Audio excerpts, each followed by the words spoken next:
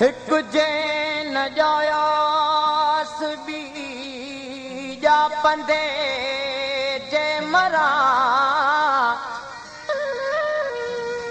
घंघर घणो न थास चापी मारू अड़न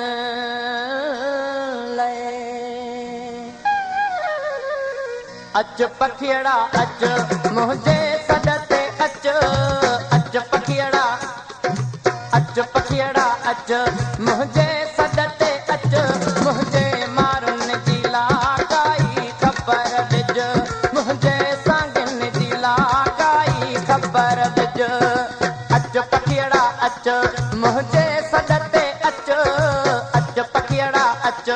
मुझे सद ते अच मुझे मारुन जी लाकाई खबर ॾिज मुझे सांगन जी लाकाई खबर ॾिज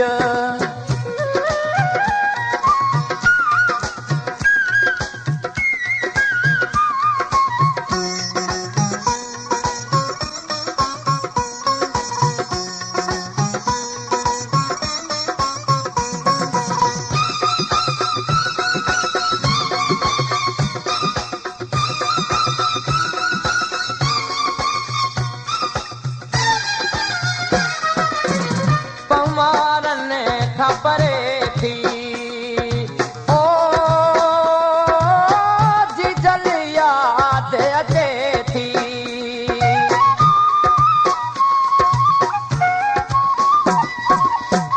पवारन खां परे थी ओ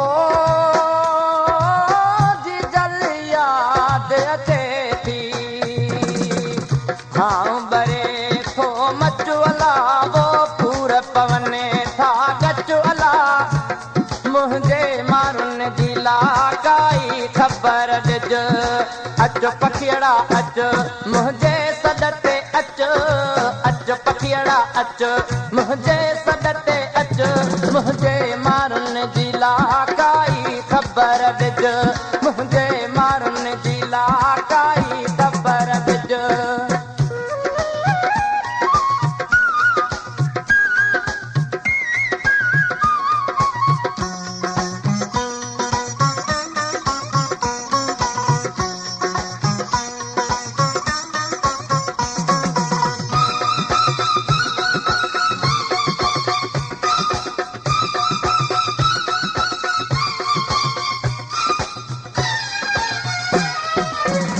अपाणन जी आसया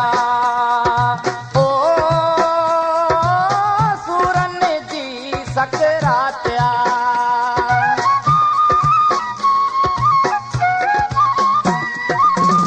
अपाणन जी आसया ओ सूरन जी सकरात्या न्यापोने माणीअ जो टिजुअला वो सिखो सांगने दे पुजुअला मुझे मारुन जी लाकाई खबर ॾिज मुझे सांगन जी लाकाई खबर ॾिज अच पखियड़ा अच पखियड़ा अच मुझे सद ते अच मुझे मारुन जी लाकाई खबर ॾिज मुझे सांगन जी लाकाई खबर ॾिज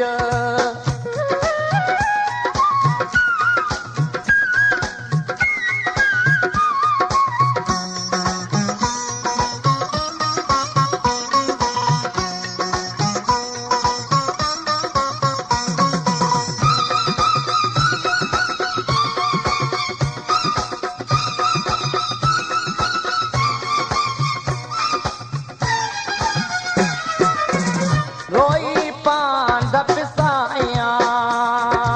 ओ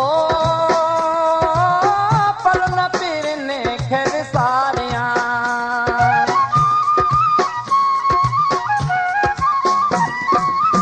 रोई पांद पिसाया ओ पलन पिरने खे विसारिया हाल उन्हनि खां पुछुअला वो ॻाल्हि चवाएं थी सचुअला मुझे मारुन जी लाकाई खबर ॾिज मुझे सांगन जी लाकाई ख़बर दे